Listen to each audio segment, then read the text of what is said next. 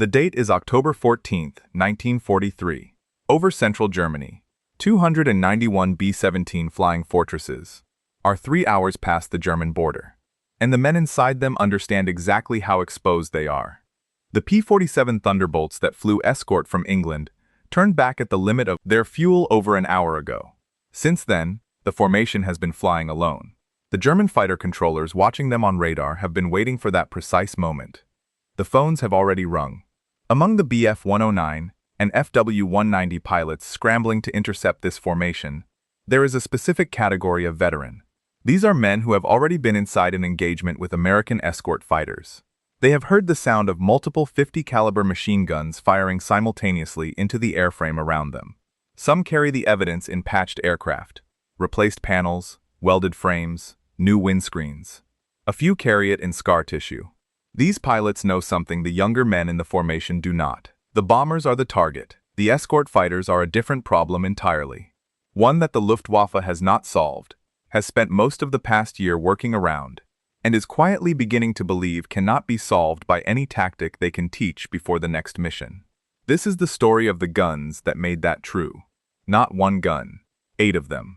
And the reason those 8 guns reshaped how the most experienced fighter pilots in the world decided to fight every time they left the ground. Before we go on, let us know in the comments where you're watching from. We love seeing how far this story travels. And if you're loving it so far, join the family by hitting subscribe, because tomorrow we've got something special lined up just for you. By late 1943, a piece of tactical doctrine had moved through the Luftwaffe's fighter units with enough consistency that most pilots treated it as common sense, rather than a directive from above. Attack the bombers. Avoid the escort fighters when possible. Pass through the escort layer when you must. Never stop to fight them if the bombers are your target. On the surface, this reads as backwards. A bomber cannot maneuver. It cannot pursue you. It cannot close the distance if you disengage. An escort fighter is a purpose-built killing machine, flown by a trained combat pilot whose entire job on any given day is to prevent German fighters from reaching the formation he is protecting. A rational threat assessment might suggest dealing with the fighter first. The Luftwaffe's rational assessment ran the other direction, and it was correct. Every German pilot in a Bf-109G or FW-190A carried approximately 90 minutes of flying time from takeoff to the point where he had to turn for home or risk running out of fuel short of his airfield. That 90 minutes covered the scramble, the climb to intercept altitude, the approach, the combat itself, and the return. Every minute spent fighting an escort fighter was a minute not spent on the bombers. Destroy an escort fighter, and you had removed one aircraft from the engagement. Get through to the formation behind it, and you had a chance at a B-17, carrying 10 men, 6,000 pounds of bombs, and a round trip to a German city. The arithmetic said, tolerate the escorts. Accept the risk of passing through their fire. Put your rounds into the aircraft that brought them here. What the arithmetic did not account for was what accepting that risk actually cost a pilot, flying into the convergence zone of 8 machine guns firing simultaneously. The doctrine was sound in the abstract. The experience of executing it was something else. A German pilot threading through an escort layer was not passing through a zone of risk in the way you pass through weather. He was flying into a geometric problem where multiple streams of fire were converging from slightly different angles, where the time available to complete a pass and reach the bombers behind it was measured in seconds, and where the margin between passing through and not passing through was often determined by factors no amount of skill could fully control. That cost was very high.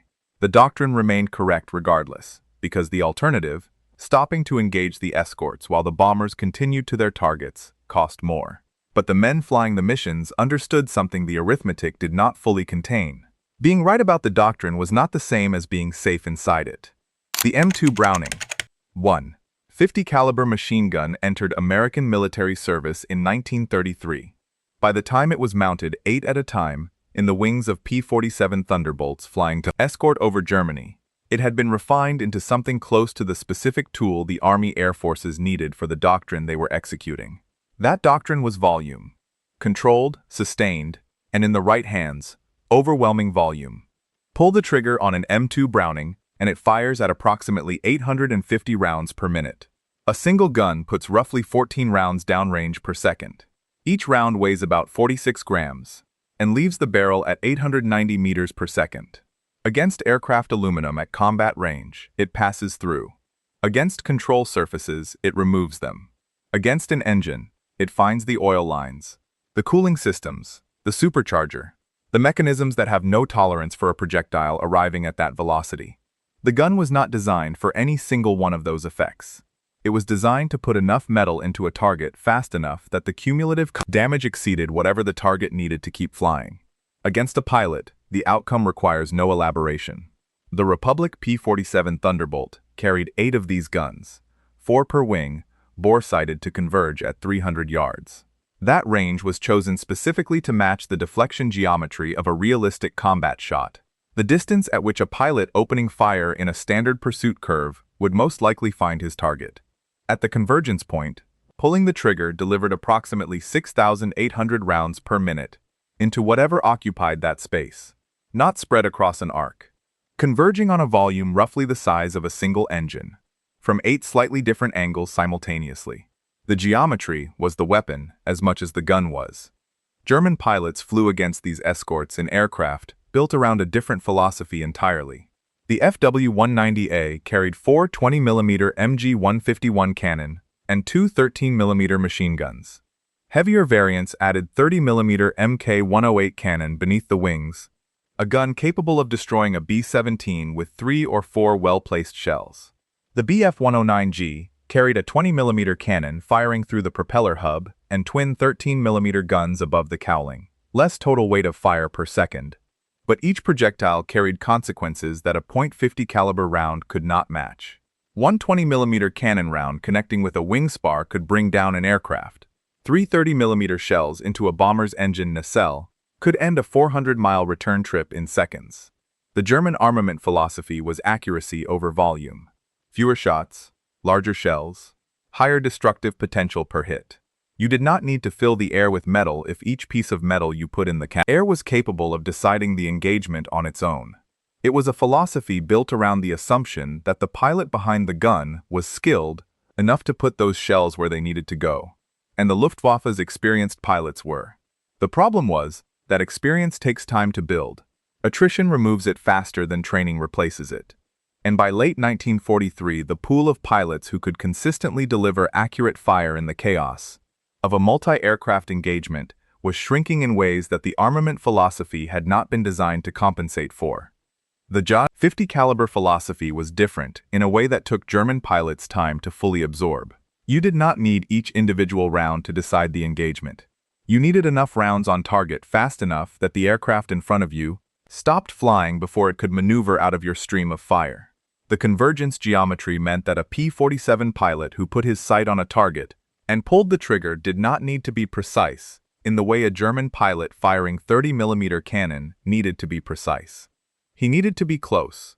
The volume covered the margin that accuracy alone might not. 6 guns, 8 guns, all firing the same round, all converging on the same point. The time required to put a lethal number of rounds into a fighter aircraft from the first trigger pull could be measured in fractions of a second. That difference in philosophy, accuracy versus volume, shaped every engagement between P-47 escorts and Luftwaffe interceptors over Germany in the winter of 1943 and into 1944. German pilots threading through the escort layer to reach the bombers were doing so against a weapon system whose lethality did not depend on the skill of the man behind it the way their own did. The P-47's 8 guns did not require a marksman. They required a pilot close enough and steady enough to put the convergence point on the target for the fraction of a second the math needed to do its work. That was a lower bar than the Luftwaffe's armament assumed it was facing. And lower bars, at scale, across hundreds of engagements, produce different outcomes than the doctrine expected. Preparing and narrating this story took us a lot of time, so if you are enjoying it, subscribe to our channel. It means a lot to us. Now back to the story. Put a German pilot in the approach path of a P-47's convergence zone, and what he encountered was not the ordinary problem of being shot at. It was the problem of the air in front of him being occupied. At 300 yards with all 8 guns firing, the combined round density created something that single cannon fire could not produce. A deflection shot from a pilot whose aim was only approximately correct still put several rounds on target, because the pattern from 8 guns at convergence covered more area than any single weapon. A pilot who was close enough was, in practical terms, close enough. The American pilot did not need to be precisely on a German fighter's tail. He needed to be approximately aligned, and the rate of fire handled the rest. That distinction mattered more than it might appear on paper. The German armament philosophy was built around pilots skilled enough to place accurate fire in the brief window a combat engagement allowed. The 50 caliber philosophy removed the precision requirement. It replaced accuracy with density, and density at that rate of fire was its own kind of accuracy. You did not need to be exactly right. You needed to be close, and then you needed to hold it for a fraction of a second. German pilots who survived being hit by American escort fire and made it back to their airfields described the experience with a consistency that reads like testimony rather than anecdote. The noise came before anything else, not the impact of individual rounds arriving in sequence. Multiple veterans described the aircraft beginning to come apart simultaneously from several directions, a sound they struggled to find words for. Not the crack of a single hit landing and leaving space before the next one, but rounds arriving in overlap. The structure was responding to impacts from more than one angle at the same time, which produced a different physical experience than anything single-weapon fire created. Pilots trained to fly through bursts found that the geometry they had learned to read did not apply. Heinz Knoke flew against American formations from 1943 until a partisan landmine ended his combat career. He had fought RAF Spitfires, Soviet aircraft briefly, and every American type over Germany. He finished the war with 33 aerial victories. When he wrote about the escort engagement problem, he wrote with the precision of a man who had been working through something for months, trying to describe a tactical reality that his training had not prepared him for. The escort fighters he described as uniquely dangerous were not described in terms of the men flying them or the aircraft's individual capabilities. They were described in terms of what happened in the seconds when an escort pilot had a firing solution and used it. With a single cannon, you can sometimes fly through the burst, he wrote. With 8 guns, you are flying into the burst from 8 different angles that overlap. There is no direction through. No direction through. That is the specific tactical reality of 8 convergent C-50 caliber guns at 300 yards.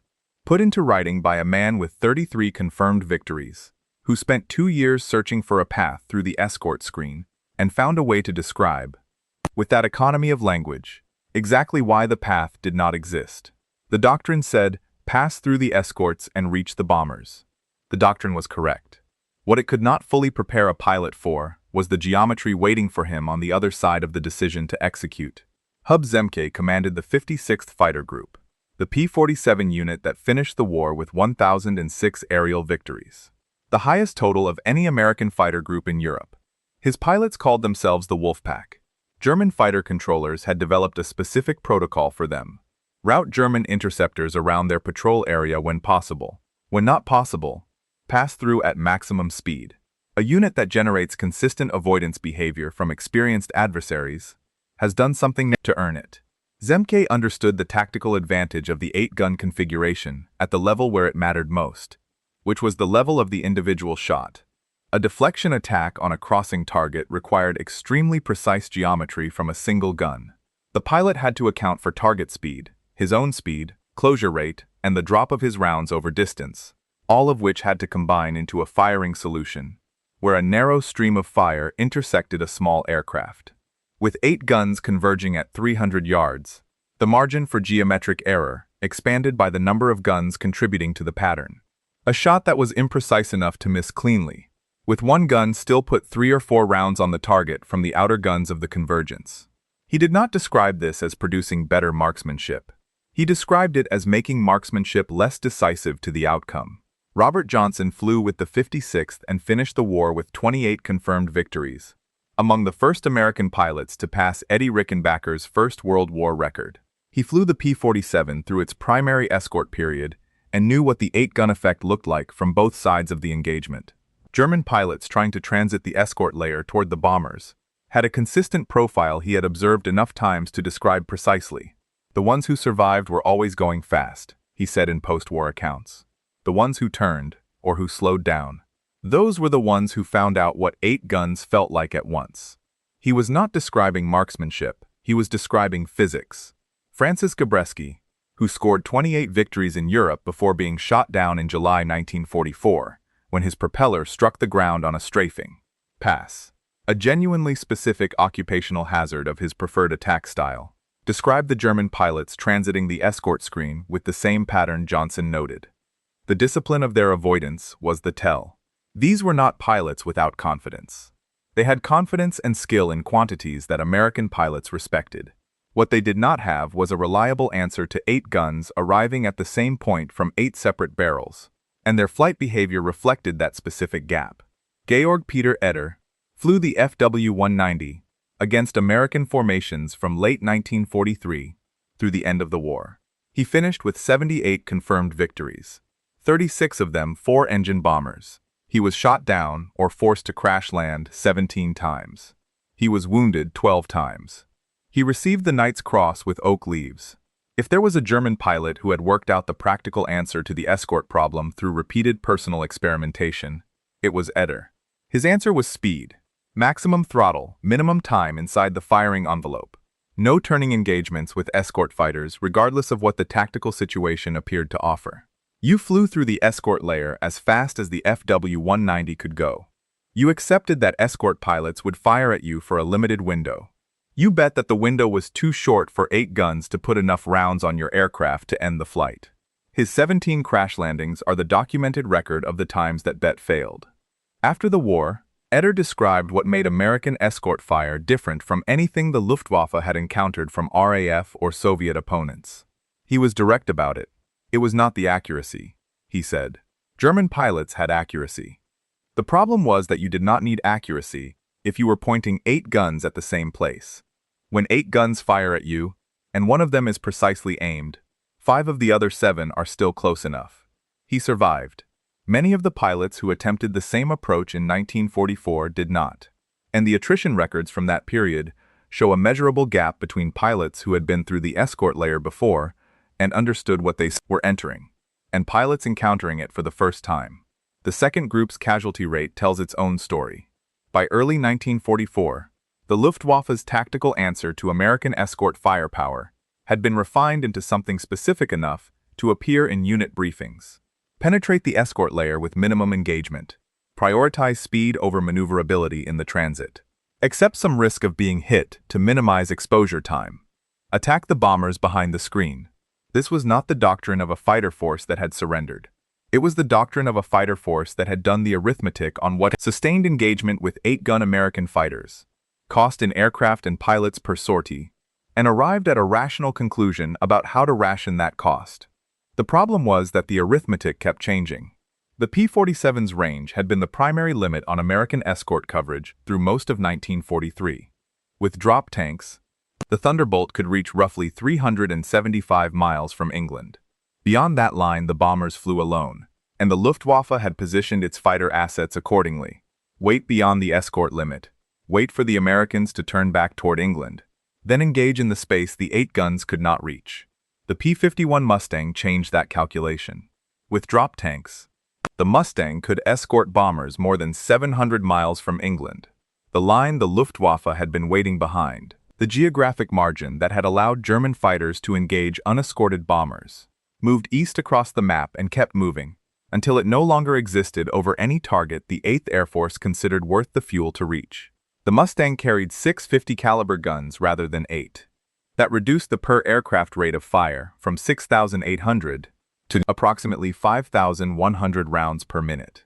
This was not a relief that any pilot who had spent the previous year trying to transit at 8-gun coverage could actually feel. A man who had already concluded there was no direction through a pattern of 8 guns had not been saved by the subtraction of 2. And then Doolittle changed the doctrine. When General James Doolittle took command of the 8th Air Force in January 1944, he found a sign at his headquarters that read, "The first duty of 8th Air Force fighters is to bring the bombers back alive." He walked over to it and took it down. The replacement read, "The first duty of 8th Air Force fighters is to destroy German fighters." American escort pilots were no longer posted to fixed positions around the formation. They were released to hunt, ranging ahead of the bombers, sweeping German airspace for anything in the air, pursuing German fighters all the way to their own airfields, and strafing whatever they found on the ground afterward. The doctrine the Luftwaffe had built to manage American escort firepower assumed the escorts were in predictable positions that could be identified, approached correctly, and passed through at speed. When the escorts were actively ranging across German airspace looking for German fighters to engage, the transit problem dissolved into a different one. The problem was now that 6 guns, or 8, were coming to find you regardless of where you were.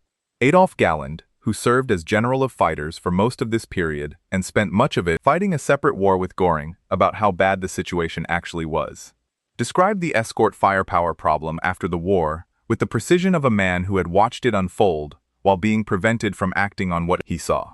The 8-gun P-47 configuration and the 6-gun P-51 that followed it into the escort role created a fire density that German tactical doctrine had not anticipated. The FW-190's heavier cannon armament gave German pilots something real in exchange: the ability to destroy an American escort fighter quickly when the geometry was right. 3 or 4 20mm rounds into a P-51's engine could end that aircraft's day regardless of what was in its wings. The problem was achieving the geometry. Achieving the geometry required maneuvering. Maneuvering burned fuel. Fuel was the constraint on everything else a German pilot did from takeoff to landing. You could kill an American escort fighter if you had the time and fuel to maneuver into a clean firing solution. By the time you had done it, the bombers had passed. Egon Meyer had understood a version of this before almost anyone else in the Luftwaffe. The head-on attack he developed against American bombers, approaching from 12 o'clock high to minimize exposure to the defensive guns, had a secondary benefit that nobody discussed openly. It was also the attack profile least likely to bring his fighters into prolonged contact with the escort screen. The head-on approach meant closing speed was at its maximum, minimizing the time any escort pilot had a firing solution on his aircraft. Hit fast, get through, disengage. Meyer died in March 1944, when P-47s from the 355th Fighter Group caught him near Montmédy. The tactic he had perfected was excellent against bombers, and significantly less effective against escort fighters, with time and fuel to maneuver. After the war, American interrogators worked through the surviving Luftwaffe aces with a consistent set of questions. The answers that appear across dozens of separate interrogation reports, from pilots who had not compared notes and had not coordinated their accounts, formed a single coherent picture. The specific fear of American escort fighters was not about the aircraft. It was not about the men inside them. It was about the density of what those men could produce from the trigger, in a moment when the geometry was right. Galland was direct about this.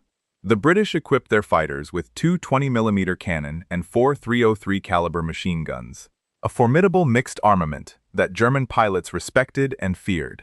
The difference between that configuration and 850 caliber guns pointed at a single convergence point was not primarily about caliber or about destructive potential per round. It was about the ballistic uniformity. 8 rounds of the same type, from 8 guns with the same characteristics, all arriving at the convergence zone from 8 nearly parallel directions, behaved identically in flight. There was no differential.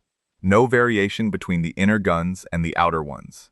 No difference between the trajectory of the first burst and the fifth. You could not find a gap in a pattern that had no variation to exploit. That uniformity, combined with the rate of fire, produced a weapon that generated fire dense enough that the question was no longer whether some rounds would connect. The question was how many. Heinz Knoke survived the war. In the memoir he wrote in 1952, he returned to the escort problem repeatedly, never fully satisfied that the pages contained what he was trying to say about it, because what he was trying to say was something that could only be understood from inside the cockpit of an aircraft that had just been hit by it. What he wrote was not about fear in the personal sense. It was about the recognition that a tactical problem had been presented to the Luftwaffe without a tactical solution. There is no direction through, he had written, trying to describe what it felt like to face 8 guns converging at 300 yards. He came back to that phrase more than once. He was right. The doctrine of avoidance that the Luftwaffe developed across 2 years of operations, refined through the losses of Eder and scores of pilots like him, accepted by everyone, from new replacements to Galland himself as the only rational response to the American escort firepower problem, was the evidence of a constraint that could not be flown around, engineered past, or doctrinally outthought. The P-47's 8 guns made the American escort screen, something experienced German pilots flew through as fast as possible.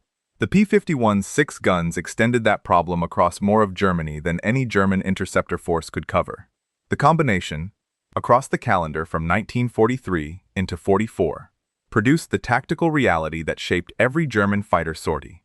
For the remainder of the war, the standing order, attack the bombers and work around the escorts, was not issued because German pilots were afraid of American pilots. It was issued because the men who wrote it had been inside the convergence zone of 850 caliber guns, had made it back to their airfields, and had written down what they learned.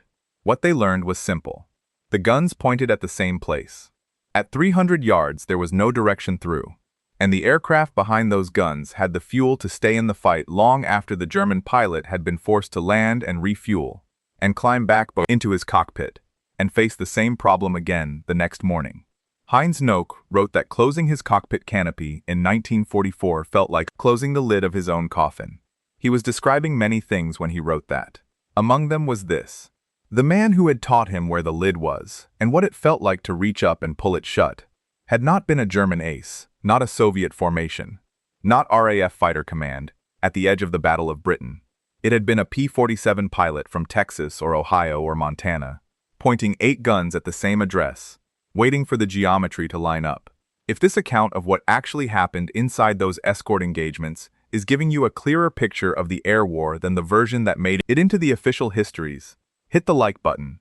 It helps this channel find the people who want the history told with precision rather than comfort. Subscribe for the next investigation. And remember, wars are decided by systems, by production numbers and training hours and fuel tonnage. But the men operating inside those systems had names, and they flew into things that would have stopped most of us on the ground, and they deserve to be remembered as what they were. Professionals doing an impossible job with everything they had, for as long as they had it. That's the story, for now. If you found it worth your time, subscribing and hitting the bell costs you nothing, and helps more than you'd think. Another one's coming tomorrow. Thanks for watching.